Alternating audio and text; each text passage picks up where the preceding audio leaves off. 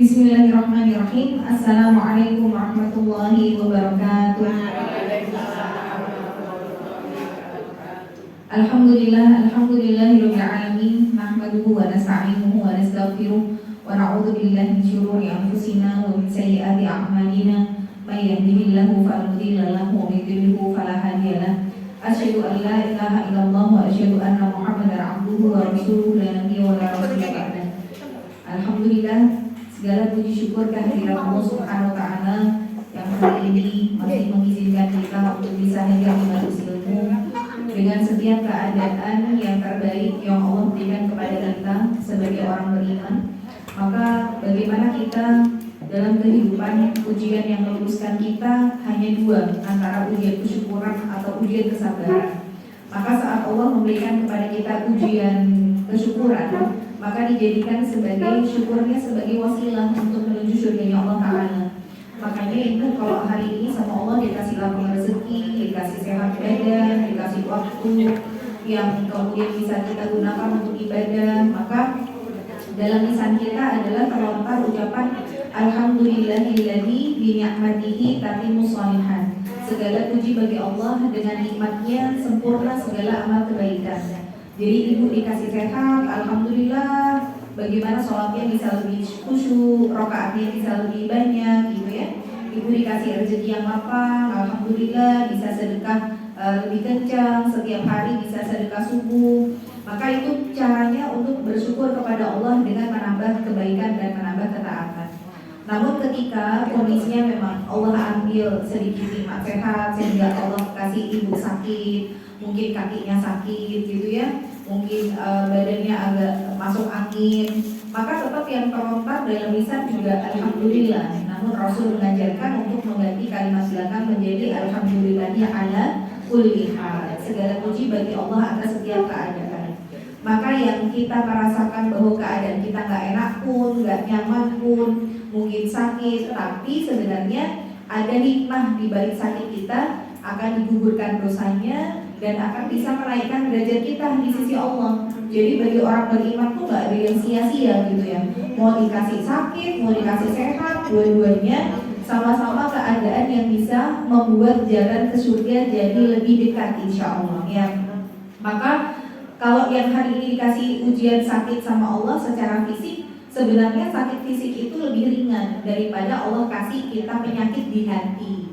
Karena banyak orang yang tidak merasa kalau ternyata hatinya ini punya penyakit gitu ya. Makanya orang yang sakit di fisik, kalaupun dia tidak mencari obat, ibu tidak ikhtiar ke dokter, nggak masalah, ibu bukan dosa. Ibu nggak boleh bilang orang lain yang nggak mau ke dokter, kowe nek ra gelem ngombe obat dosa lho, kowe ra ikhtiar mari, ya nggak boleh. Karena sebenarnya berobat itu bukan hukumnya wajib bagi orang yang dikasih sakit gitu ya. Pilihan saja, dia mau berobat boleh, nggak berobat boleh. Apalagi kan sakit itu kalau bersahabat bisa jadi penggugur dosa. Makanya kita juga nggak boleh bilang gini bu, oh ya Allah enak ya meninggalnya, sakitnya nggak lama, sehari tok loh di ICU terus nggak ada loh. Bisa jadi loh orang yang justru kita lihat sakitnya lama, ya Allah sakit sudah berbulan-bulan nanti bertahun-tahun loh, lorong orang mati-mati mesake yo. Nah kita kadang kasihan sama orang yang sakitnya lama dan memandang enak orang yang sakitnya sebentar. Padahal bisa jadi yang sakitnya lama semakin banyak dosa yang digugurkan kan gitu ya. Bisa jadi loh sakit yang lama itu malah membuat nanti menghadap Allah wes resik orang nek dosane. Lah wis diteke sama sakitnya gitu ya. Makanya ketika hari ini ada orang yang sakit kok tidak mau berobat atau tidak mau minum obat, ya tidak apa-apa, jangan dimarahin. Artinya dia ketika menjadikan wasilah sakitnya sebagai penggugur dosa, ya itu pilihan dia. Dan gak ada bu orang yang kemudian jadi hina di mata Allah disebabkan sakit fisik, itu gak ada. Tapi kalau ada orang yang punya penyakit di hati, iri sama orang gitu ya, kemudian ria, dia sum'ah, dia ujub, merasa benar dan sebagainya, kalau dia ini tidak mencari obat untuk menyembuhkan penyakit di hati, itu dosa. orang yang ketika menghadap Allah hatinya masih kotor, itu terhina gitu ya. Nah, maka kita di Tazkiyatun Nafas adalah belajar bagaimana untuk membersihkan hati. Karena hati itu adalah sesuatu yang paling cepat kotor. Daripada muka itu hati yang paling cepat kotor. Kita ngelihat apa kepengen, hatinya terkotori gitu ya. Lihat ini komentar, hatinya terkotori. Nah, padahal yang pertama kali dihisab sama Allah antara fisik sama hati itu hati terlebih dahulu. Ibadah secara fisik memang yang pertama kali dihisab sholat, tapi antara sholat sama hati yang pertama kali dihisab ya. Maka di buku Tazkiyatun Nafas nanti saya cara pembelajaran untuk hatinya, belajar dulu tentang apa saja yang menjadi racun bagi hati, kemudian nanti obatnya gimana, baru kalau dari hati yang sakit tidak diobati jadi hati yang mati, kalau diobati jadi hati yang sehat, nanti hati yang sehat ciri-cirinya seperti apa, nanti insya Allah membahas tentang hati seperti itu polanya. Maka ya kita belajar dulu bahwa orang yang dikasih sakit fisik lebih ringan daripada orang yang dia memiliki penyakit di hati.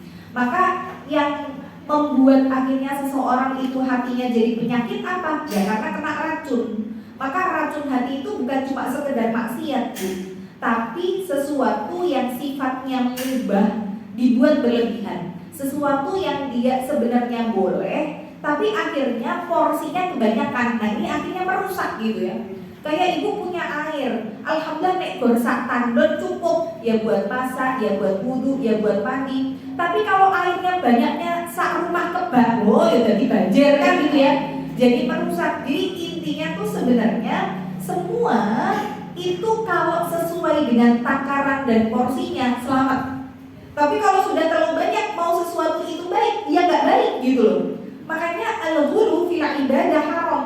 Berlebih-lebihan dalam urusan ibadah aja hukumnya haram, Bu. Rasul juga tidak mau, Bu, kita mengkultuskan Rasul, apalagi sampai beribadah. Kan pernah ya ada laki-laki yang kemudian bilang, ya Rasulullah, aku mau puasa terus, tidak mau buka, kan gitu ya. Saking kencengnya ibadah, aku mau ibadah terus, tidak mau nikah, kan gitu ya. Rasul kan akhirnya tegur, aku itu berpuasa, ya aku berbuka. Ya aku ibadah, ya aku menikah, kan gitu ya. Jadi memang Allah pun tidak mau dalam urusan beribadah itu hulu namanya ya. Hulu itu tulisannya G-H-U-L-U-W atau hulu. Hulu itu berlebihan. Berlebihan dalam ibadah hukumnya adalah haram. Nah jadi kalau untuk sesuatu yang baik saja tidak boleh berlebihan, apalagi untuk sesuatu yang sifatnya biasa-biasa aja. Maksudnya sesuatu yang sifatnya mubah, sesuatu yang sifatnya boleh, itu lebih juga tidak boleh berlebihan. Maka racun hati itu dia karena setan itu kan cara untuk menggoda kita kan beraneka ragam ya. Setan itu ternyata punya spesialisasi sendiri-sendiri, Bu. Ya jadi bukan cuma dokter yang ada spesialisnya. Setan juga punya spesialisasi ya. Jadi kalau misalkan setan yang goda orang pada saat ibadah, pada saat ibu wudu, ada rasa ragu-ragu, was-was yang aduh kok ketoknya aku ngentut, yo batal rayu, batal orang, batal wudu mana orang. Nah misalkan ya, ibu ada ragu-ragu nih antara habis wudu itu batal nggak ya, wudu lagi atau enggak ya. Makanya nanti kalau dalam ilmu fikih itu keraguan-raguan tidak bisa membatalkan wudu. Jadi misalkan ibu ragu-ragu, aku kok ketoknya kentut ya, wes lah aku timbangnya ragu-ragu mending wudu meneh, itu salah. Ya, jadi itu ibu salah kalau lebih baik wudu lagi daripada ragu-ragu. Ini namanya was-was. Nah, was-was ini bersumber dari setan, gitu ya. Maka was-was ini ketika kita ikuti, lama-lama was-wasnya semakin dahsyat. Yang awalnya ibu cuma sekedar ragu-ragu, wudu nggak ya, wudu ya, udahlah wudulah daripada ragu-ragu, ibu ikuti was-wasnya. Makanya dalam kaidah fikih itu, kalau was-was ibu sekedar kayaknya, selama tidak ada dua tanda ya, satu tidak mendengar suara, kok ketoknya aku ngentut yo, neng gak krungu suara nih, gak ono bu, nah berarti kan satu tanda kan ya tidak mendengar suara. Yang kedua, tidak mencium bau. Kayaknya tadi nggak ada suaranya, juga nggak ada baunya. Nah berarti dua tanda ini kan tidak ada. Maka harus diambil keyakinan aku suci, aku tidak batal, gitu ya, tidak perlu wudhu lagi. Artinya dalam masalah wudhu lagi atau tidak akan berbeda halnya dengan ibu memperbaharui wudhu, bukan ragu-ragu wudhu lagi atau enggak, gitu ya. Kalau ibu memperbaharui wudhu nggak apa-apa, tapi jangan yang kok ketok lah daripada ragu-ragu. Nah itu namanya was-was. Nah jadi ketika ibu was-was justru harus diambil keyakinan aku suci, karena keraguan-raguan tidak bisa membatalkan wudhu. Kalau nanti ibu ikuti was-was itu, lama-lama yang tadinya cuma sekedar pada saat wudhu saja, lama-lama sholat juga begitu bu. Kok ketoknya nggak khusyuk ya? Baleni meneng gitu ya, Allahu Akbar. Terus nanti kok nggak khusyuk ya? Batalin, baleni meneng, Allahu Akbar. Terus sholat ada orang yang sampai diulang-ulang sholatnya. Nah itu sudah semakin besar gangguannya. Nah nanti kalau sudah sampai akhirnya mengganggu sholat, lama-lama kalau kita ikuti terus bu, lama-lama dia akan berubah jadi bisikan. Jadi ada orang yang kemudian katanya dapat wangsit, ada suara yang nyuruh, aku disuruh ini, aku suruh bunuh ini, aku suruh ini. Nah itu sebenarnya adalah was-was yang sudah terlanjur jadi besar, gitu ya. Nah jadi setan itu kan kata sifat ya, dia sesuatu yang jahat, sesuatu yang buruk itu namanya syaitan. Syaitan ini minal jinnati wan nas, dari kalangan jin dan dari kalangan manusia. Jadi setan yang kemudian menggoda manusia pada saat sholat, wudhu itu namanya khinzib, gitu ya. Namanya jinnya khinzib. Nah, memang tulisannya cuma kha nun zain ba. Ada yang membacanya khinzib, ada yang bacanya khonzab, wallahu alam. Tapi ya untuk penulisan bahasa Arabnya begitu ya, khinzib atau khonzab. Nah, kemudian nanti ada misalkan yang goda anak-anak kecil, namanya umusibyan ya. Ada yang kemudian menggoda suami istri biar berantem, namanya jindasin, ya. Jadi memang setan ini punya spesialisasi sendiri-sendiri. Nah, kalau mereka ini tidak bisa untuk menggoda kita dengan kemaksiatan, strateginya setan itu, kalau seseorang tidak bisa untuk digoda dengan kemaksiatan, maka dia akan merubah caranya. Merubah caranya gimana? Selain digoda dengan kemaksiatan, dia akan membuat manusia ibadah tidak sesuai dengan tuntunan. Nah, jadi ada orang-orang hari ini mereka ibadah, tapi ibadahnya nggak ada yang menuntutkan. Misalkan gini, puasa di bulan Rajab hari Rabu ini gitu ya. Nah itu puasanya nggak ada tuntunannya. Kalau misalkan poso bu Selasa, iki pas wetonku misalkan gitu ya, tak posoni. Atau misalkan ini pas cucuku lahir, tak posoni, ben putuku sehat, putuku lancar rezeki dan lain sebagainya ya. Maka ini bagian dari ibadah, niatnya ikhlas karena Allah, tapi tidak sesuai dengan tuntunan Rasul. Jadi setan itu ketika tidak bisa menjerumuskan kita ke dalam kemaksiatan, ibu sudah ngaji, insya Allah digoda dengan dangdutan gak akan joget, kan gitu ya. Ibaratnya kan, harus kuat barang, kok yojek, mau seneng kaya ngono toh yo. Kadang kita melihat simbah-simbah yang kemudian joget-joget kan kita ya Allah. Saya aja misalkan ya melihat orang-orang yang seusia saya sekarang, saya kan menjelang 40 nih. Ngelihat orang menjelang 40. Saya 39 bu tahun ini. Jadi ngelihat seusia saya gitu ya, teman-teman saya kan sekarang tuh lagi ngetren gayanya tuh kayak gaya anak-anak muda, terus yang di sini pakai raap dijepit-jepit itu ya, terus pakai merah kuning hijau, terus dandannya ini. Saya tuh lihat itu ya Allah, kayak jikseng ditiru ki ya sopo. Orang yang umur. Nah iya, orang umur 40 kayak gitu apa ya jek patut gitu. Nek cah cilik ya lucu. Lah nek wis tuwek kaya ngono ki ya Allah gitu loh. Kan saya aja yang rasanya tuh melihat yang tidak sesuai dengan hati itu kan rasanya nggak nyaman, rasanya nggak enak ya. Jadi insya Allah ibu-ibu hari ini kalau digoda dengan tampilan kayak gitu ya wis ra gelem. Ibarat sopo koyo belondel kan gitu ya. Nah, bukan berarti setannya itu terus mutung, aku gak iso nggodho wong iki gitu ya. Terus dia akan koper, bukan, dia merubah strategi ibu. Maka merubah strategi melakukan ibadah tapi tidak sesuai dengan tuntunan. Ya kayak tadi, pengen rezeki lancar, amalkan baca ayat 1000 dinar. Akhirnya ayat dirapin, wa may yattaqillaha yaj'al lahu makhraja wa yarzuqhu min haitsu la yahtasib gitu ya. Dibaca sampai ratusan kali biar rezeki lancar, mungkin apalagi nyolawatin ini dan sebagainya. Padahal ibadah-ibadah ini Rasul tidak pernah mengajarkan. Nah, ini strategi setan gitu ya.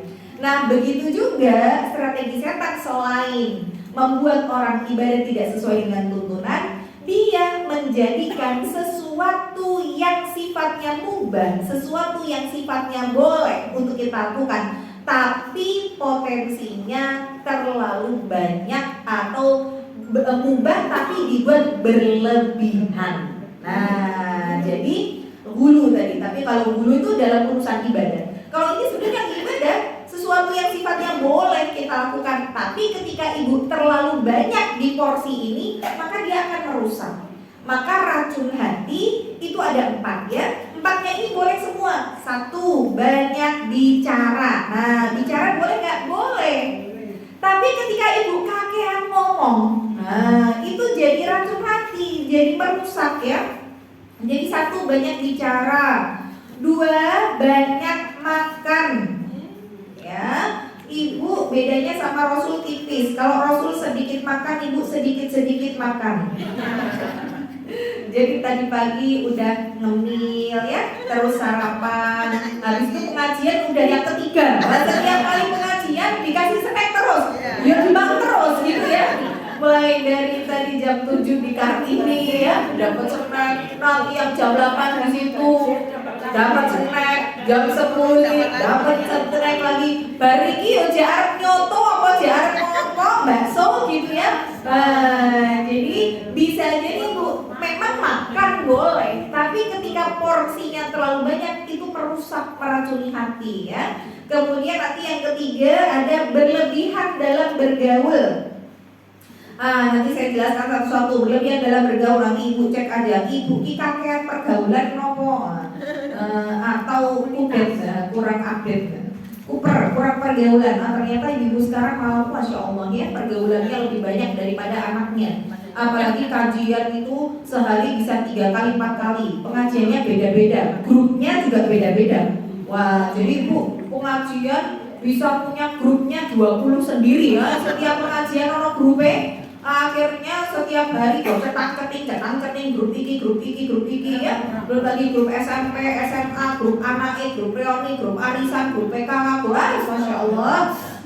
Jadi itu ternyata banyak berlebihan dalam pergaulan, itu juga merusak. Dan yang keempat adalah banyak memandang, banyak melihat. Dan melihat itu bukan cuma melihat hal-hal yang diharamkan ya, tapi melihat sesuatu yang sifatnya mubah, sesuatu yang sifatnya materi, memandang dunia ya. Ibu ngelihat statusnya teman-teman ya, wih, ini kok neng diki api men yo nggone, aku ya rono. Ya, akhirnya terlalu banyak memandang tadi juga meracuni hati. Nah, sekarang kita bahas satu persatu ya. Yang pertama adalah banyak bicara. Maka Rasulullah bersabda, diriwayatkan dari Anas bin Malik, la yastaqimu imanu 'abdin hatta yastaqima qalbuhu. Keimanan seorang hamba tidak akan lurus sebelum lurus hatinya. Wala yastaqimu qalbuhu hatta yastaqima lisanuhu. Dan hatinya tidak akan lurus sebelum lurus lisannya. Maka Rasul menjadikan lurusnya hati itu sebagai lurusnya iman. Syarat lurusnya iman adalah lurusnya hati. Dan menjadikan syarat lurus hati adalah lurus lisan. Gitu ya. Nah, sekarang kita lihat ternyata Bu, banyak sekali hadis-hadis yang Rasulullah sampaikan. Bahkan 2/3 hadis yang ada itu berbicara tentang adab, tentang akhlak gitu ya, tentang bagaimana hubungan kita dengan sesama manusia. Kita lihat bagaimana Rasul bersabda, man kana yu'minu billahi wal yawmil akhir fala yu'di jarah. Nah, salah satunya ya, barang siapa yang iman kepada Allah dan hari akhir, jangan nyakiti tetangga. Nah, berarti orang tuh ternyata kalau bukti keimanan dia kepada Allah dan Rasul ternyata nggak cuma dibuktikan dengan kalau kamu iman kepada Allah dan hari akhir, lihat sholatmu sehari sunnahnya berapa kali. Enggak, lihat sedekah bagaimana hubungan kita dengan sesama manusia. Iman kepada Allah dan hari akhir, salah satu indikasinya apa? Jangan nyakiti tetangga. Nah, Rasulullah kemudian ditanya oleh para sahabat, apa itu yang disebut menyakiti tetangga ya Rasul? Rasul bilang apa Bu? Menyakiti tetangga itu salah satu yang paling ringan yang dilakukan orang apa? Engkau memasak aromanya sampai tapi rasanya tidak. Ya, ibu masak gona-gona-goni, itu disebut nyakiti tetangga.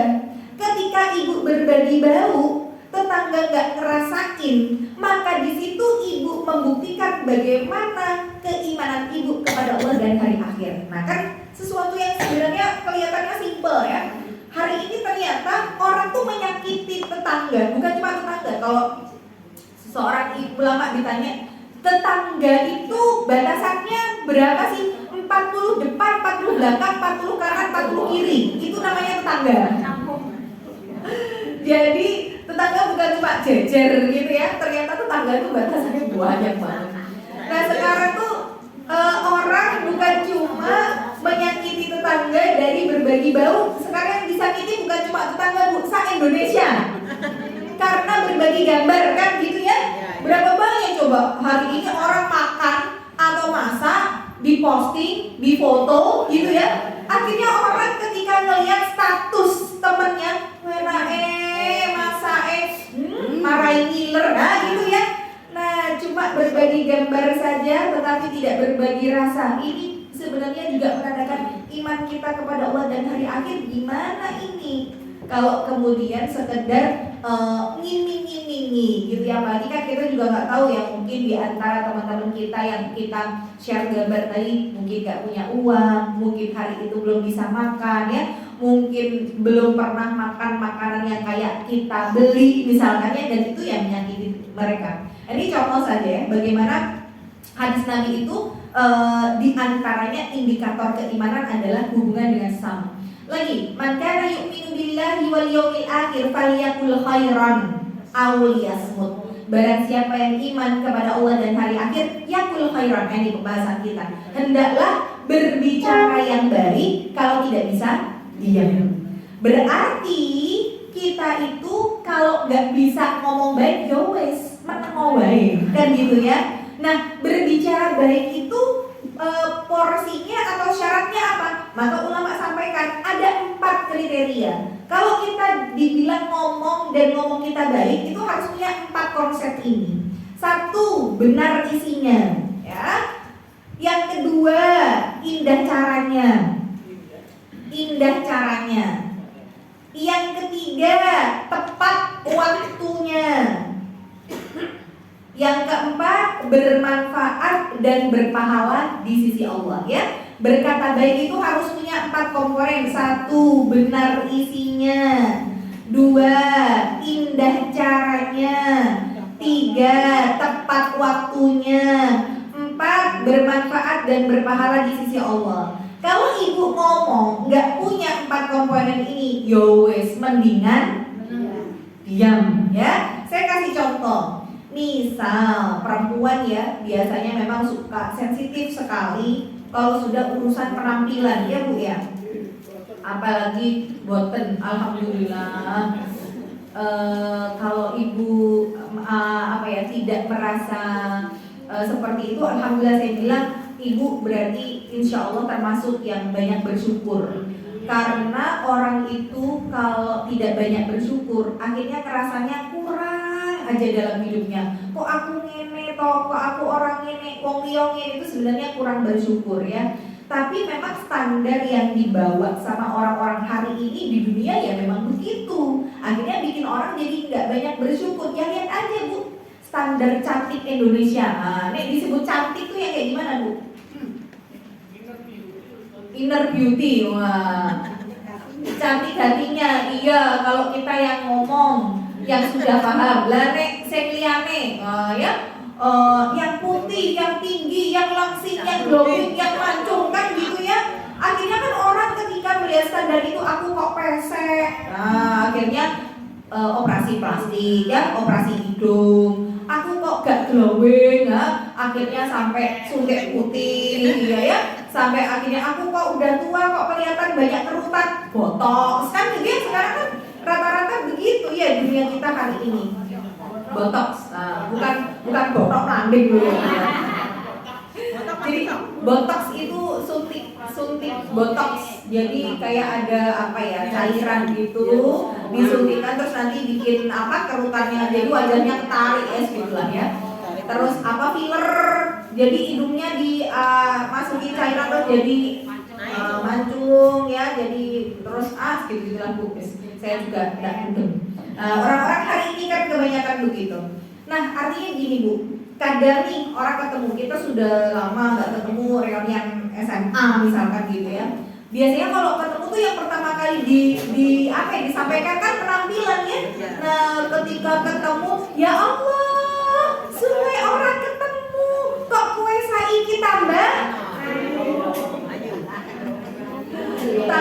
ayu, tambah lemu. Biasanya yang di komentar itu kok saiki lemu gitu ya. Nah yang tadinya kita ketemu sama teman itu sudah suweneng, sudah bertahun-tahun, tapi perempuan begitu kemudian bilang kok saiki lemu, itu langsung bleret gitu ya, langsung bleret gitu ya. Terus ketika ngaca kiyo, aku kiyo ngerti, aku kiyo lemu, neng yo rasa ngomong ngono lho nek lemu. Nah, memang ketika ngaca ya nggak kurus, tapi ya nggak usah dicetak kelalo, dadak ngomong lemu, gitu ya.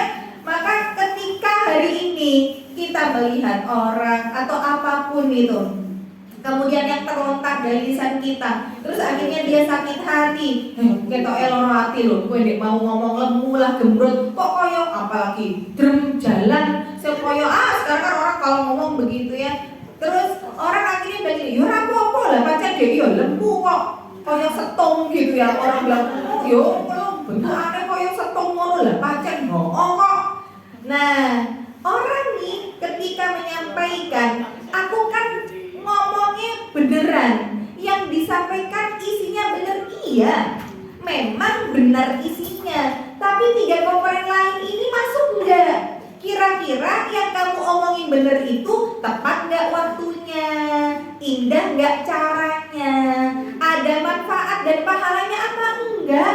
Lah enggak ada, yo wes menang gitu ya, enggak usah komen. Karena perkataanmu bukan yakul khairon, itu tidak disebut dengan perkataan yang baik. Nah akhirnya kan dari lisan ini akhirnya orang jadi sakit hati. Coba lihat Bu, di berita-berita hari ini tuh kan aduh ngeri banget ya. Kadang cuma sekedar sakit hati dikatain apa itu kan sampai dibunuh, bahkan dibunuhnya tuh sampai naudzubillah, dibunuhnya tuh sampai dimutilasi. Itu kan kayak ya Allah, wong kok saiki koyo pitik yo. Ibaratnya tuh kayak, dan alasannya ketika ditanya, kamu kenapa kok mutilasi? Ya soalnya nggak cukup, mau saya bawa, ya udah saya potong-potong. Dan itu tuh tidak ada rasa penyesalan, tidak ada apa gitu loh. Makanya ini bahaya lisan ya. Nah sekarang kita coba untuk refleksikan ke diri sendiri, karena hari ini banyak Bu di grup-grup yang ada. Kadang misalkan ada yang nge-share apa, ternyata dia gak terima, sakit hati gitu ya, live dari grup, akhirnya nanti di ketemu beneran, akhirnya jadi kayak orang gak kenal. Itu kan banyak banget ya hari ini. Oh itu musuhan kok sama ini ya. Saya sendiri mendapati lah ada jamaah yang musuhan. Saya pernah undang mereka dalam satu pertemuan gitu, terus sedang undang ini ya, loh nggak apa ya, saya kenal sama beliau, saya kenal juga sama antum gitu. Tidak mau aku ada dajjal di sini. Ya Allah, dia bodoh ngaji, kok ini mungkin ada dajjal gitu ya. Oh iya ya Allah, kan kayak begitu ya. Inilah ya dari faktor bicara ini ya. Makanya harus punya 4 komponen ini. Dan banyak orang hari ini salah dalam memahami begini Bu. Kadang ada orang yang ketika mengucapkan sesuatu terus orangnya sakit hati, terus dia bilang, ya nggak apa-apa toh, kan yang aku sampaikan bener. Kalau yang aku sampaikan bener, ya dia sakit hati, kan kulilah toh walau karena muron, katakan yang benar walaupun itu pahit. Nah, dalil ya. DE ngelarani wong, ditegur malah dalil. Nah hari ini banyak Bu yang begitu. Jadi orang itu salah satu tanda bahwa ilmu ilmunya itu tidak barokah, dijadikan ilmunya itu hanya sekedar jadi pembenaran dirinya. Bukan ilmu itu merubah, tapi malah nggowo dalil, buat memperbolehkan apa yang dia lakukan gitu loh. Maka saya coba sampaikan bahwa hadis tentang kulil haqqa walau kana murran, katakan yang benar walaupun itu pahit. Ini pertama keluar dari lisan Rasulullah mengomentari, atau hadis ini berkaitan dengan ada salah seorang yang kemudian dia jualan, kemudian ditawari sama sahabatnya, dikasih sampel, bagus sampelnya, dia sudah beli dalam jumlah banyak. Terus begitu barangnya datang, dia memang nggak cek langsung saat itu. Terus sahabatnya ini pergi lah, orangnya yang jualan ini pergi. Nah baru dibuka beberapa hari kemudian, kalau zaman dulu kan nggak ada WA, nggak ada telepon gitu ya. Baru dibuka beberapa hari kemudian, ternyata barangnya cacat semuanya. Padahal dia sudah beli dalam jumlah yang banyak. Nah mau dikejar orang ini juga udah nggak tahu kemana gitu ya. Akhirnya dia datang ke Rasul, ya Rasulullah, ini gimana ya? Aku tuh beli barang, sampelnya bagus, ternyata begitu aku beli dalam jumlah banyak cacat. Yang harus aku lakukan dengan barang ini apa? Apa aku jual aja, tapi harganya kurang, tapi gak aku kasih tahu kalau barang ini cacat? Karena kalau tak kasih tahu resikonya bubrok gitu ya. Gak ada yang mau beli, wes tak jual murah aja, gak usah untung, gak apa-apa, yang penting balik modal. Atau yang kedua, aku sampaikan kepada yang beli bahwa barang ini ada cacatnya, tapi resikonya barangku gak ada yang mau beli. Maka Rasul kemudian mengatakan, kulil haqqa walau kana murran, katakan yang benar walaupun itu pahit. Sekarang Bu, kalau kita lihat dalam hadis ini, katakan yang benar walaupun pahit. Pahit itu buat yang ngomong atau buat yang diomongin? Katakan benar walaupun itu pahit, kan ini berkaitan dengan orang ini kan ketipu gitu ya. Dia sudah pulaan banyak, ternyata barangnya cacat semua. Maka yang katakan yang benar walaupun pahit-pahit itu buat aku yang ngomong atau buat yang tak omongin, buat pembeli? Paham gak? Yang beli yang dapat cacatan itu loh. Kira-kira gini, orang yang jual tadi kan tahu barangnya cacat. Kalau dia ngomong barang ini cacat, resikonya gak ada yang mau beli. Nah, tapi kalau misalkan dia nggak ngomong jujur, mungkin orang mau beli, cuman kan nanti mereka ketipu, gitu ya. Berarti pahit itu buat yang ngomong atau yang diomongin? Yang ngomong. Karena ini resikoku, resiko yang jual. Aku ngomong ini barangnya cacat ya, berarti kan ini pahit buat aku. Karena kalau aku ngomong cacat, resikonya barangku gak laku. Nah, berarti sebenarnya katakan yang benar walaupun pahit itu buat yang berbicara. Tapi sekarang hadis itu dipakai untuk nyakitin hati orang. Katakan yang benar walaupun pahit. Yo pahit bawamu, yo kowe kudu gelem. Kudu ngrasake wong iki yo apik nggo kowe gitu loh. Banyak orang yang salah dalam menafsirkan hadis ini, seolah-olah dijadikan alasan buat aku ya ngomong kayak gini pahit buat kamu, ya harus kamu terima. Karena ini adalah sebuah kebenaran. Padahal bukan gitu konsep berbicara yang baik. Berbicara yang baik pun harus ada takarannya. Bukan cuma isinya benar. Iya memang isinya benar, tapi waktunya ternyata gak tepat. Caranya tidak indah, gak ada manfaatnya. Dia ngomong kayak gitu, ya sudah, itu bukan perkataan yang baik gitu loh ya. Nah jadi sekarang coba kita lihat ya ke dalam diri kita. Maka Rasulullah kemudian bersabda, la tukfirul kalam bighairi dzikrillah, jangan kalian banyak berkata selain zikrullah. Fa inna kathratal kalami bighairi dzikrillah qaswatun lil qalbi, karena sesungguhnya banyak berbicara selain dari zikir kepada Allah itulah yang membuat qaswah, membuat kerasnya hati. Wa inna ab'adan nasi minallahi al-qalbul qasi, dan manusia yang paling jauh dari Allah itu adalah pemilik hati yang keras. Nah, apalagi perempuan perempuan, karena perempuan itu memang salah satu kelemahannya adalah suka ngomong. Karena setelah setelah dibedah ya, laki-laki sama perempuan itu memang mengeluarkan kata setiap harinya itu berbeda porsinya. Kalau laki-laki itu sehari hanya butuh mengeluarkan antara 5.000 sampai 7.000 kata laki-laki. Nek perempuan minimal 20.000 kata. Itu aja yang paling pendiam ya Bu ya. Apalagi yang paling cerewet. Wah, itu bisa jadi, kalau perempuan ngomong udah bisa jadi satu skripsi ya. Satu karya tulis ya. Jadi karena Allah memang tahu bahwa perempuan ini salah satu kelemahannya adalah banyak bicara, makanya juga Rasulullah ketika ditampakkan neraka, banyak wanita yang jadi penghuni neraka ketika ditanya, karena mereka tidak bisa jaga dua lubang ya, lubang atas sama lubang bawah. Lubang atas itu ya mulut, lubang bawah kemaluan gitu ya. Dan juga salah satunya ketika Rasulullah memerintahkan kepada para wanita, wahai wanita, aku banyak melihat kalian di neraka, tasaddaqna, perbanyak sedekah, perbanyak sedekah. Perempuan itu anjurannya banyak sedekah, karena sedekah itu menahan hawa nafsu ya, termasuk juga hawa nafsu ngomong itu tadi.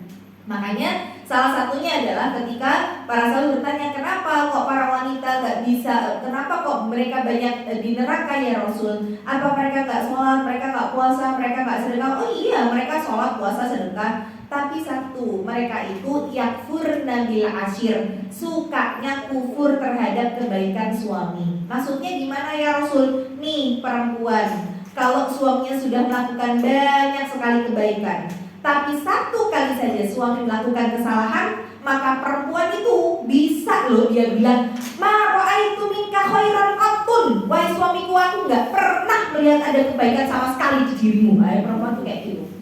Kowe mas pancen kok sayang karo aku.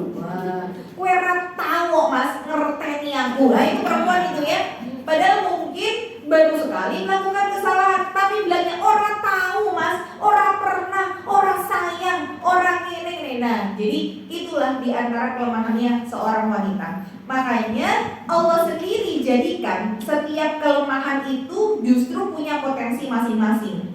Karena kelemahannya wanita adalah di berbicara, maka Allah jadikan potensi amal untuk wanita di banyak berzikir.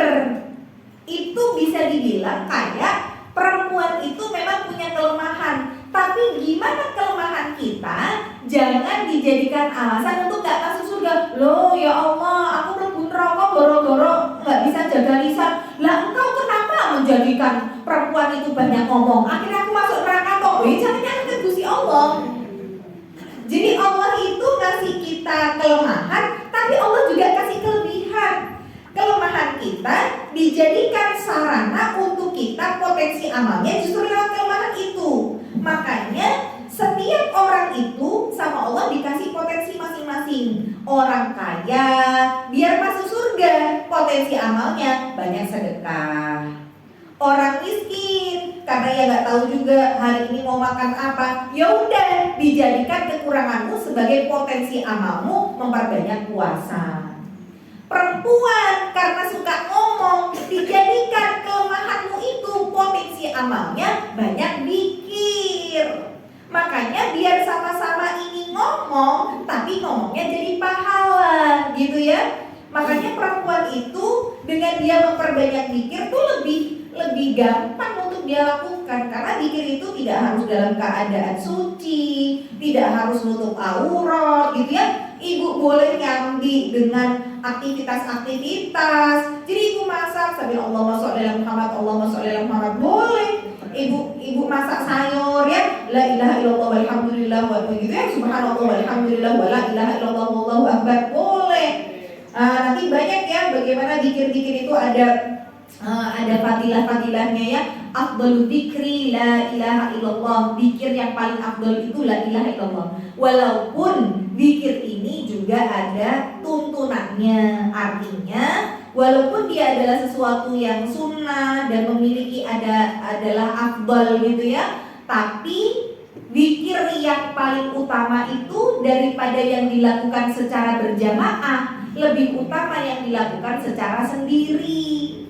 Jadi ibu lebih afdal ketika la ilaha illallahnya tidak diketahui orang banyak, ya, dalam keadaan sendiri, dalam keadaan tidak ada orang yang melihat, ya, sambil aktivitas, daripada yang ibu lakukan dalam skala besar di waktu tertentu dengan jumlah banyak orang, laki perempuan campur jadi satu sambil geleng-geleng kepala, la ilaha illallah, la ilaha illallah. Nah, itu akhirnya jadi ibadah yang tidak sesuai dengan tuntunan gitu ya. Makanya dalam masalah ibadah itu tidak semuanya baik dan benar. Mungkin baik iya, tapi benar enggak. Maka harus belajar supaya ibadahnya sesuai dengan tuntunan Rasul. Dan itu tadi jadi strategi setan untuk menggoda manusia yang gak bisa digoda dengan kemaksiatan, dengan ibadah-ibadah yang tidak sesuai dengan tuntunan. Makanya dalam masalah ibadah itu, ibu tanya dulu, ini ada dalilnya enggak?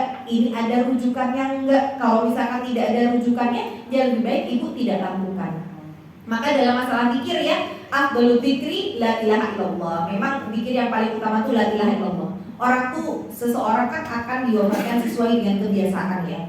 Jadi orang tuh nanti ketika menghadapi sakaratul maut tuh, jadi orang tuh ketika dalam keadaan sakaratul maut, nah nanti ini kalau saya lihat kan usianya sudah hampir ya, sudah hampir sampai perjalanannya ya. Nah, karena kan kita semua sudah berjalan ya menuju Allah. Ibu kan jalan duluan, karena ibu udah jalan duluan daripada saya, ibu kan sampai duluan nanti ya. Nah, jadi mudah-mudahan bareng bu, nggak lah ibu duluan aja nggak apa-apa, saya nanti nyusul belakangan. Nah, jadi kondisi ini seseorang kondisi sakaratul maut itu posisinya malaikat maut kan di atas kepala nih. Kemudian di samping kanan kiri itu ada setan yang berusaha untuk menjerumuskan kita dan menggagalkan kita sampai di akhir kehidupan itu jangan sampai bisa mengucap la ilaha illallah. Makanya tuh di proses sakaratul maut ini betul-betul orang yang dalam kondisi ini usahakan didampingi, ditalkin, dibimbingkan. Dibimbingkan pun harus dengan ucapan la ilaha illallah. Jadi hukumnya haram kalau kemudian kita mengganti kalimat la ilaha illallah dengan kalimat lain yang lebih simpel dan kita rasa ini lebih gampang, wong yo ini juga yang diucapkan baik, itu hukumnya haram, tidak boleh. Jadi misalkan gini, wes la ilaha illallah nanti kepanjangan, wes Allah aja, terus ibu bimbingkan Allah, Allah, Allah, itu hukumnya haram, tidak boleh ya. Karena memang Rasulullah bersabda, man qala la ilaha illallah akhiru kalamihi dakhalal jannah. Barang siapa yang mengucapkan la ilaha illallah di akhir kehidupannya, maka dia masuk surga. Jadi memang harus la ilaha illallah, tapi tidak harus la ilaha illallah itu kita mendengar dari lisannya untuk mengucap. Karena yang Allah nilai bukan cuma yang keluar dari lisan, tapi juga yang kemudian dia ucapkan di dalam hati. Makanya orang yang koma pun usahakan juga tetap ditalkin, walaupun kita nggak dengar, kita khusnudon, hatinya ngikutin. Bahkan orang ketika ditalkin la ilaha illallah, dia cuma gitu dong bu. Itu pun nanti malaikat maut sampai masuk ke rongga mulutnya dan melihat ini, kalau lidahnya sudah naik ke atas langit-langit, itu sudah dikatakan dia mampu mengucapkan la ilaha illallah. Tapi kalau kita memang benar-benar ngedengar dia sampai la ilaha illallah gitu ya, itu sebenarnya bukan dia yang ucap, tapi Allah yang membantu lisannya untuk bisa mengucap kalimat yang sebenarnya mustahil untuk setiap orang tuh bisa mengucap la ilaha illallah di akhir kehidupan. Saking berat dan saking dahsyatnya peristiwa sakaratul maut. Jadi kalau ada orang yang sampai bisa mengucap la ilaha illallah, orang itu istimewa banget. Karena Allah yang menggerakkan lisannya untuk bisa mengucap itu. Nah, nggak mungkin orang bisa mengucap la ilaha illallah di akhir kehidupannya kalau pada saat sehat, pada pada saat lapang dia tidak terbiasa untuk mengucapkan la ilaha illallah, kan begitu ya. Maka nanti kalau di proses ini Bu, jadi kalau kita sebagai orang yang masih hidup kemudian menyaksikan ada orang kondisi sakaratul maut, kan ada adab-adabnya. Adabnya kalau bisa kepalanya di kiblat kalau bisa. Kalau nggak bisa badannya di kiblat. Jadi sebelah kanannya kiblat. Terus nanti mulut kita didekatkan di telinga kanan dari si calon mayit ini sambil diucapkan la ilaha illallah, tapi tidak terlalu cepat. Kasih jeda supaya memang dia ini mengikuti. Jadi jangan la ilaha illallah, la ilaha illallah, jangan begitu, dia nggak bisa ngikutin ya. Jadi pelan saja, la ilaha illallah. Kasih jeda, berhenti sejenak. Biar dia ngikutin, walaupun di lisan, walaupun di hati ya. Nanti dilanjutkan lagi, la ilaha illallah, terus begitu. Jadi saran saya jangan sekedar disetelkan murotal. Kenapa? Dia nggak bisa ngikutin kalau murotal itu Bu. Jadi lebih baik memang dengan keluarga bergantian ya. Cari yang hatinya tetap, jangan sambil nangis. Jangan kemudian suami mau meninggal terus ibu nangis karo mewek la ilaha illallah. Jangan begitu ya. Itu akan memberatkan perjalanannya. Kalau misalkan memang nggak kuat hatinya, ya sudah minta pada anak-anak untuk bergantian. Nah, jadi dalam kondisi ini kenapa harus dibimbingkan? Karena memang kondisinya betul-betul berat dan dahsyat ya. Setannya tadi di kanan kiri siap untuk menjerumuskan. Jadi dia itu Bu, setan ini paling kuat itu nanti pada saat kita sakaratul maut. Maka tadi setan yang menggoda kita ya saat was-was ya, saat kita sholat dan sebagainya, mereka ini paling dahsyatnya dalam kondisi sakaratul maut. Jadi sakaratul maut itu setannya kuat, tapi diri kita lemah. Dan itu perang batin yang benar-benar luar biasa tuh antara kita dengan setan kita. Itu namanya adalah korin ya. Jadi setiap dari diri kita itu punya jin pendamping, namanya korin. Nah korin ini yang memberikan rasa was-was itu Bu, yang membuat kita jadi malas ibadah itu ya si korin ini. Kalau ibu tidak malas ibadah, ibu nggak jadi berbuat kebaikan, itu ya bisikannya korin. Arep mangkat ngaji, sek lah, tak leyeh-leyeh sek, engko wae lah, mangkate nek wis mepet, barang aku telat, ya telat, yo wis lah, timbange isin perasa makan sisa, sesok yo iso ngaji. Nah itu korin itu Bu. Jadi ibu nggak kasihan, tapi ibu tidak jadi berbuat baik gitu ya. Maka si korin ini dia akan semakin besar pada saat seseorang akan menjelang sakaratul maut. Bahkan dia ini ketika dibimbingkan pun dia tidak berhenti untuk goda kita. Bahkan dia bisa merubah wujudnya menjadi orang-orang yang ketika di dunia kita mengenal mereka dan mereka ini sudah meninggal semuanya. Jadi misalkan dia berubah wujudnya jadi ibu kita yang sudah meninggal, jadi suami kita, jadi bule kita gitu ya. Kenapa kok mereka mau merubah wujudnya? Supaya kita tidak fokus terhadap kalimat tahlil yang dibimbingkan ke kita. Jadi kali lo aku harus dijemput, kali lo ngawe-ngawe, itu tujuannya. Jadi benar-benar nggak mau, korin itu nggak mau kita bisa mati mengucap la ilaha illallah. Nah makanya di sini dikuatkan dengan talqin itu.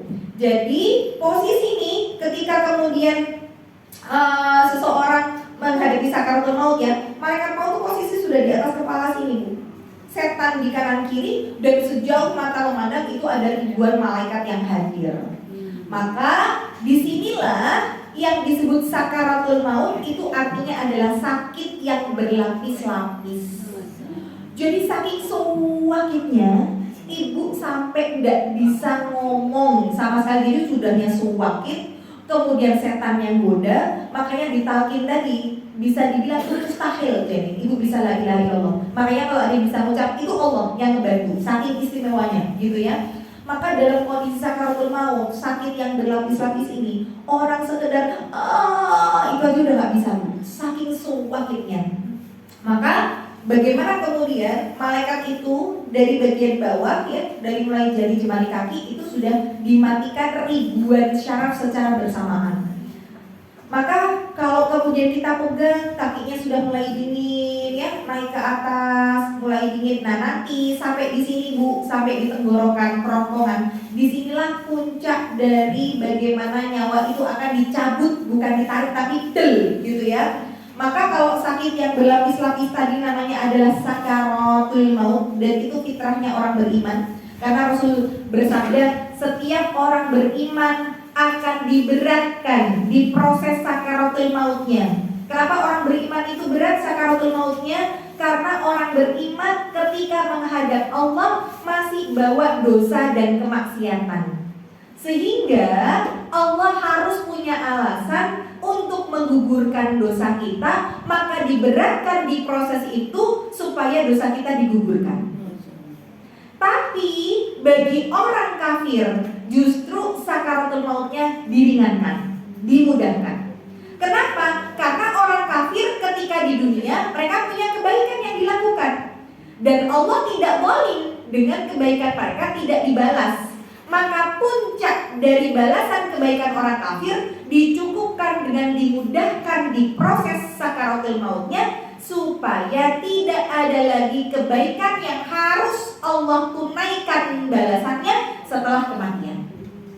Makanya di proses sakaratul maut yang fitrahnya orang beriman pasti sakit, ibu minta diringankan ya. Ibu minta dimudahkan. Rasul ngajarkan doa kepada kita, Allahumma hawwin alaina fi sakaratil maut. Allahumma ya Allah, hawwin alaina, mudahkan bagi kami di proses sakaratul maut. Nah nanti kalau sudah mulai dicabut dari bagian bawah sampai di kerongkongan, ini dari kerongkongan ke atas gini namanya berubah jadi nazak. Ya, nazak. Nah, jadi kalau nazak itu sebenarnya tinggal del gitu. Nanti di nazak orang beriman insya Allah tidak menyakitkan. Karena kalau dia orang yang beramal soleh, dia kayak air yang keluar dari guci gitu, kayak dari bejana, kayak terus ngalir gitu toh. Tapi kalau ibu masih membawa kesyirikan sampai dengan kematian, kok ini belum ditaubati, inilah di proses nazak akan diberatkan. Ada orang yang di nazaknya tuh dipermainkan sama malaikat, ditarik, balikin lagi ya, balik lagi, tarik lagi, balik lagi terus. Nah ini rata-rata kalau nazaknya berat masih ada kesyirikan yang dia bawa. Entah itu dia mungkin dulu punya jimat gitu ya, terus dia masih punya keris atau apalah dulu ya, ilmu kebal atau apa. Nah ini kalau belum ditobati, belum dimusnahkan, akan memberatkan di proses sakaratul maut. Nah jadi memang kita membimbingkan dengan la ilaha illallah, dan mustahil ibu bisa mengucap itu kalau di waktu sehat, di waktu lapang, tidak merutinkan dengan zikir-zikir ini ya. Makanya nanti dalam masalah zikir itu juga bisa menjadi sebuah tameng. Zikir itu bisa jadi perisai. Orang tuh ketika kemudian dia zikir itu dia punya batas waktu, garansi itu cuma setengah hari. Makanya kenapa zikir pagi sore? Karena kalau kita baca pagi, sore itu garansinya hilang. Nah sore kita baca lagi, ini diantaranya kan ada zikir perlindungan ya.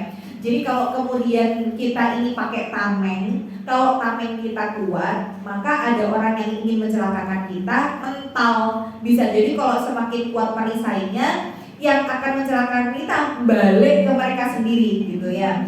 Maka zikir ini salah satu ikhtiar kita juga untuk menjaga dari hal-hal yang ya tameng tadi ya, untuk orang-orang yang kemudian berniat buruk. Bahkan bisa jadi orang gak ada niat buruk, tapi dari pandangan matanya bisa untuk berakibat buruk pada kita, sesuatu atau seseorang yang dilihat. Inilah yang disebut dengan ain. Ain ya, ain itu pandangan mata. Jadi ain itu dia bisa untuk membuat seseorang sesuatu yang dilihat tanpa ada niat untuk menyakiti, mencelakakan, ya akhirnya celaka. Dan ain itu lebih dahsyat daripada sihir. Kenapa kalau lebih dahsyat dari sihir? Karena kalau sihir memang niat buat mencelakakan, ain gak ada niat bu. Dan sihir itu cuma bisa bisa ke orang. Ada nggak yang nyihir kucing? Nggak ada ya. Nah ini kayaknya kucing ini kena sihir, nggak ada ya. Tapi kalau ain itu bisa kena ke kucing, bisa kena ke hewan, bisa kena ke barang. Ibu ketika pengajian gowo tas anyar, terus, wih tasnya anyar ya yuk, apik men iki, regane piro mesti larang, murah iki, itu kok kayak anakku, misalkan gitu yang apik loh iki kawan, misalkan ya dipuji tuh tasnya, ibu keluar dari ruangan kecantol paku tasnya, wah suwek bawa banget, nah itu bisa jadi kena ain. Dari siapa? Dari orangnya tadi. Padahal orangnya nggak ada niat buat bikin tas ibu jadi sobek, tapi dari pandangan mata tadi bisa kemudian menjadi sesuatu yang negatif ya.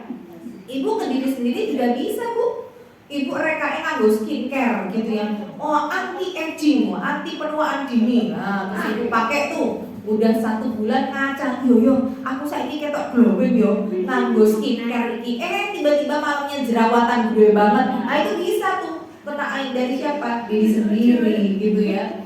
Nanti bisa juga ibu ke cucu, ibu ngeliat cucunya kok lucu gitu ya, di foto, di video, fotoku saiki wes nek ngomong ngeciwi ibu update status tuh, tiba-tiba malam cucunya panas ya, kemudian rewel, itu bisa kena ain. Nah jadi ain ini dahsyat bu, bisa kena ke hewan, ke barang ya, ke manusia, ke diri sendiri, ke orang yang kita sayang gitu. Bahkan ain ini bisa berpotensi kematian. Iya, kucing tuh bisa bulunya ribu-ribu gitu ya. Terus kucing tuh kayak bulunya ribu-ribu, ripatnya tiba-tiba bulunya rontok, matanya belean, itu bisa. Nah jadi terapinya ain itu ya salah satunya pencegahannya adalah dengan dzikir. Karena dzikir tadi sebagai perisai, sebagai tameng. Makanya di dzikir itu kan ada doa perlindungan ya. A'udzu bikalimatillahi tammati min syarri ma khalaq. Aku berlindung dengan kalimat Allah yang sempurna dari segala macam keburukan yang Allah ciptakan. Tapi kalau misalkan kita mau melindungi cucu kita, anak kita yang masih kecil, sedangkan mereka juga nggak bisa untuk membaca doa perlindungan, kita boleh untuk membacakan doa perlindungan itu nanti diganti bu. Kalimatnya a'udzu dirubah jadi u'idu ya. Kalau a'udzu kan aku berlindung. Kalau u'idu artinya aku melindungi.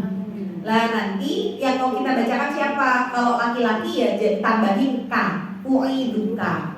Kalau perempuan jadinya u'iduki gitu ya. Nah jadi nanti caranya ibu iup ke telapak tangan misalkan ke anak ya, u'iduka bi kalimatillahi tammati min syarri ma khalaq, ditiupkan gitu ya, kemudian diusapkan ke seluruh tubuh. Nah ini salah satu ikhtiar. Jadi dzikir itu ya untuk melindungi sebagai perisai, sebagai tameng. Makanya ibu daripada tadi ya lihat ini komentar gitu ya, karena sekarang zamannya zaman orang komentar, berselancar di dunia maya ya, status WhatsApp, gue neng di loh, tapi foto lucu komentar aja ya. Nah jadi dirubah, memang ini kelemahan, tapi bisa jadi kelebihan.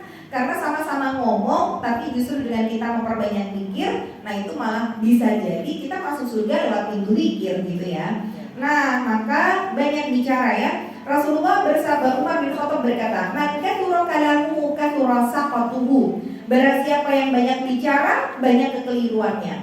Wa man kathura saqatuhu, dan barang siapa yang banyak kekeliruannya, kathura dzunubuhu, maka akan banyak dosanya.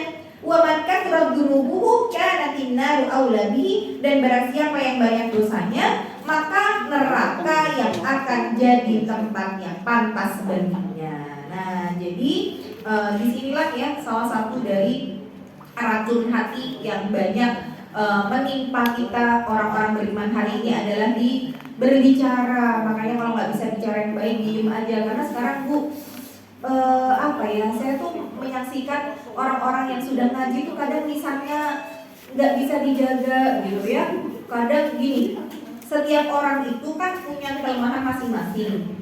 Sebagaimana tadi setiap orang punya potensi amal masing-masing, setiap orang juga punya kelemahan masing-masing. Ibu coba kenali kelemahan ibu apa, dan jangan jadikan kelemahan ibu itu untuk sarana ibu jadi terus-terusan berada di situ. Contoh gini nih, ada orang yang salah satu kelemahannya adalah suka ngobrol. Itu kan kelemahan ya Bu ya. Hobinya mau ngobrol gitu. Kan kita tuh ngerti nih. Aku ki ngajak ngaji koncoku, neng koncoku ki hobine ngobrol atau bahkan janjian gitu. Hei, yos ora ketemu, yos kok ngaji yo? Oh iya ngaji, yos ketemu ning kono ya. Nah, pengennya sambil cerita-cerita. Tapi kita ngerti iki uang nek jejer, rasido ngaji, ngobrol isinya. Nah, itu titik lemah sebenarnya ya Bu ya. Jadi kalau kita punya sahabat, yang sahabat kita itu mikirin buat kebaikan akhirat kita, dia tahu kita punya titik lemah, dia tolong kita untuk jangan mau terus-terusan ada di titik lemah. Karena kita hobinya ngobrol, dia bilang, yo, kok ketemu pas pengajian, neng orang sah lu bareng ya. Kowe pojok kono, aku pojok kono. Soalnya neng lu bareng, orang sih ngaji. Nah, itu kalau sahabat yang baik begitu, dia tahu titik lemahnya, tapi dia tolong sahabatnya jangan sampai di titik lemah itu, kemudian kita berada di situ gitu loh. Engkau wae, nek arep ngobrol bareng ngaji, arep karo bakso apa karo apa. Ah, kalau misalkan sudah nih, karena titik lemahnya ngobrol di warung bakso, ngeciwi saya. Yang pertama cuma, ayo toh bojoku ngene ya. Pertama nyeritain bojone, nyeritain jamaah pengajian, lama-lama habis bahan ini ya. Ngomong kayak ustadz, ngerti lah ustadz. Oh apa? Oh ya aku yo ngerti. Tenang, benan yo. Ayo kok ora apa yo. Ya, malah begitu akhirnya. Jadi keberkahan ilmunya hilang ya, isinya malah dosa. Nah, jadi kalau misalkan kita tahu sahabat kita punya titik lemah gitu, ya kita yang mekat. Wes, rasa ngomong kayak liane. Ayo, si ngomong kayak liane wae. Belum tentu bener. Loh, ora iki awak dhewe ora gibah, iki transfer data. Oh, sekarang ya ternyata banyak orang yang menjadikan kemaksiatan itu punya nama lain, sehingga seolah-olah kalau kemudian punya nama lain orang sih dosa lain gitu ya. Iya Bu, sekarang para orang-orang yang suka ghibah itu ketika dibilang, nggak boleh ghibah, masa yo kayak makan daging saudaranya sendiri, ini nggak ghibah yo, ini transfer data katanya ya. Lagian ini tuh yang diomongin bener kok. Loh, ngomongin orang mau yang diomongin bener atau yang diomongin salah, ya tetap salah, ya tetap dosa kan gitu ya. Kalau riba itu memang ngomongin orang yang isinya bener, itu namanya riba. Kalau ngomongin orang isinya salah, jatuhnya fitnah kan gitu ya. Nah, jadi kita boleh riba Bu, asal memang mau untuk mencari solusi. Jadi misalkan curhat ke Ustadz gimana ya solusinya, suami saya begini, boleh ngomongin keburukan suami, tapi untuk mencari solusi. Atau misalkan di persidangan kita sebutkan aibnya, oh dia begini, saya pernah melihat dia begini, ya memang untuk mencari kebenaran boleh. Tapi nek gur itu tadi ya buat benar ya lah ya toh gak cocok banget kalau tampang nih. Lah tenan kok Ustaz benar koyo ngono ya. Iya, banyak sekali hal seperti itu ya sekarang. Nah, jadi jangan sampai akhirnya dosa kita itu pahala kita akhirnya tergerus ya, karena nanti pada saat orang akan masuk surga itu kan bagi orang beriman 2 kali proses kisahnya, di padang mahsyar sama di tempat yang namanya kontoroh. Nah, di kontoroh itu tempat penjernihan hati. Orang wes garek maknyuk mlebu surga. Lah kok pahalane entek gitu ya. Karena aku enggak terima ya Allah, dulu dia suka nyindir aku ning status. Wah, ya. Aku enggak terima ya Allah, di belakang ternyata dia suka yang gosipin aku. Nah, ini akhirnya pahalanya hilang semuanya gara-gara lisan. Nah, jadi ini dari banyak bicara ya akan meracuni hati. Maka kalau mau berbicara pastikan punya 4 komponen, bukan cuma isinya benar, tapi tepat waktunya, indah caranya, bermanfaat dan berpahala di sisi Allah. Kemudian nanti insya Allah di pertemuan yang akan datang kita masuk racun hati kedua, yaitu banyak makan. Nah, banyak makan itu maksudnya apa? Cuma porsinya tok yang banyak, apa disebut banyak makan itu jumlahnya macamnya banyak. Wah, enek oseng-oseng, enek gulai, enek rendang, enek ayam goreng, enek segala macamnya. Itu termasuk berlebihan gak sih? Dan apakah itu juga meracuni hati gitu ya? Kemudian kalau misalkan memang dari segi jumlah yang banyak itu meracuni hati, memang berapa yang kemudian dianjurkan kita makan di dalam Islam? Nah itu nanti ada ya. Nanti Rasulullah bersabda, cukuplah untuk kalian makan beberapa suapan, bukan beberapa sendok ya. Oh, kalau ibu pakainya sendoknya sendok ceteng, yo, telung sendok ya telung centong. Nah ya, maka Rasul bersabda, malah Ibnu Adam ya'an syarran min batnihi bihasbi Ibnu Adam luqaimatin yadbanu salbahu. Nanti ada takaran-takarannya ya. Makan itu luqaimat. Luqaimat itu beberapa suapan. Beberapa suapan itu kadarnya berapa? Nanti ditafsirkan oleh para ulama antara 3 sampai 9 suapan. Nah, jadi bukan sendok ya. Jadi suapnya itu takarannya. Jadi paling maksimal itu 9 suapan. Nah, suapan itu kan berarti sak besarnya mulut toh. Iya, Qur'an gitu ya. Termasuk nanti juga menjadi racun hati ketika ibu memaksakan diri untuk mendatangi sebuah tempat khusus untuk makan. Nah, atau sekarang wisata kuliner. Ayo nih Jojo. Pokoknya pengen ngerasake gudeg. Beda yo enek ning ngene kene yo enek gudeg juga. Beda rasanya. Pokoknya enak yo nek Jogja. Itu ibu sudah meracuni hati. Itu ternyata banyak ya. Emak-emak hari ini begitu. Khusus melakukan perjalanan panjang hanya untuk makan ya, kuliner. Nah, itu nanti insya Allah kita bahas di pertemuan yang akan datang, gitu ya. Barakallahu fikum, semoga bisa bermanfaat untuk ibu semuanya. Kurang lebihnya saya mohon maaf. Insya Allah bertemu lagi di pertemuan yang akan datang. Kita akhiri dengan hamdalah dan kafaratul majlis. Alhamdulillahirabbil alamin. Subhanakallahumma wa bihamdika asyhadu an la ilaha illa anta astaghfiruka wa atubu ilaik. Wassalamualaikum warahmatullahi wabarakatuh.